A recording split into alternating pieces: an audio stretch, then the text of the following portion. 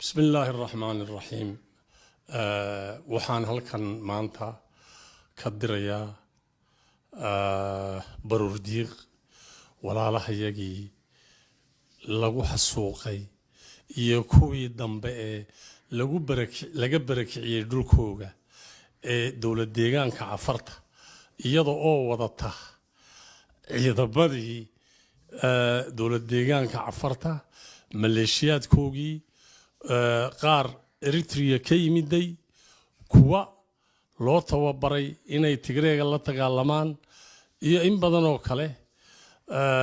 yaan orta halkaana waan cambaareynaa waxaan cambaareynaa dawladda federaalka Ethiopia iyadoo oo daawanaysay dadka markii la barakicinayay ee la xasuuqayay ee dhulkooga laga barakicinayay iyagana waan cambaareynaa waxa kaloo halkan aan ka sheegaynaa waan wada ognahay waxa maanta annaga dhabar jabinta u weyn nagu sameeyay waa dawlad deegaanka Soomaalida shirqool bay ahayd walaalahayaga liyuga ma aragtay in dhex fadhiyay iyagana waa la shirqoolayay annagana waa la shirqoolayay shirqool weyn oo ka yimiday dawlad deegaanka Soomaalida ayuu ahaa markii dan la helay iyo cundufada oo maanta u dambeeya halkaas laga soo barakiciyay shacabka masaakiinta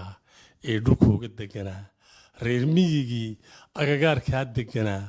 oo iyagana dagaal gaara lagu qaaday waxa dhabar jabinta in sameeyay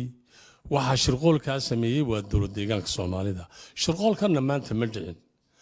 maalintii garbaciise la xasuuqay dawlad deegaanka Soomaalida waxa jiribayd annagu waxaan qabanaynaa keena ciidan aan tababarno ciidankii baa la tababaray waan geynay dhalinyartii dhulkayga ahayd dawlad ee ka tirsaneyd gobolka City waxa la sameeyay markii ay tababarkii soo dhameysteen yaa si cad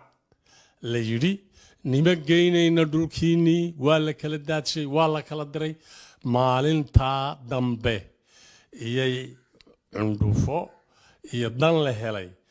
dagaal in lagu qaadayo oo la diidan yahay dadkii dhulka u dhashay inay isdifaacaan maalinta buu iyay dhibaatadu koow ahayd oo dhacday kolka in la gartay ahayd waa iminkii haadan waxaan la hadlayaa dadka ku nool gobolka City hadduu yahay baac mushtari iyo hadduu dhalinyar yahay waxa loo baahan yahay maanta waa gurmad qaran baa loo baahan yahay walaalaha iyaga Soomaaliyeed iyagana inta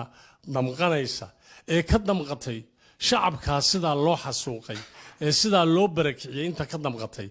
waxaan iyagana leenahay walaalayaal damqasho qorown inay noqonay waxaan rabnaa in aad idinkuna aad nala hawlgashaan waxaan leenahay reer City-ow dhalinyaray kaca dhulkiina difaacda wayniga maqlay iminka kama dambayn awal arba wuxuu soo yiri waxa noo ballana erar waxa noo ballana Djibouti buu yiri waxa weey Djiboutiyada dawlad baa ka jirta taa iyada waxba kama oranayno waxaan saleeyahay dhalinyarta u dhalatay galbeedka City hadday dirdaba joogtay hadday meel ka sii joogto waxaan iyaga leeyahay walaalayaal gurmadka ka qayb gala ganacsatada waxaan leeyahay war gacantiina fura raashinka dira dadka iminka maanta balanbalaya ee ubadka iyo dumarka iyo caruurta ah ee dhibaatadu ay ma aragtay markii dhulkoogii laga soo meel ay maraan la ee gaajadu iyo haraadku jaakaha ay ugu jiraan waxaan leeyahay kuwaas waxay maanta naga mutan yihiin gurmad dhaba dhalinyartuna waxay maanta naga mutan tahay inay difaaca ka qayb gasho difaaca dhulkooga inay ka qayb gasho difaaca dhulku wuu badan yahay xilliga hadal kale anu kuma darayo waxaan leeyahay gurmad baa loo baahan yahay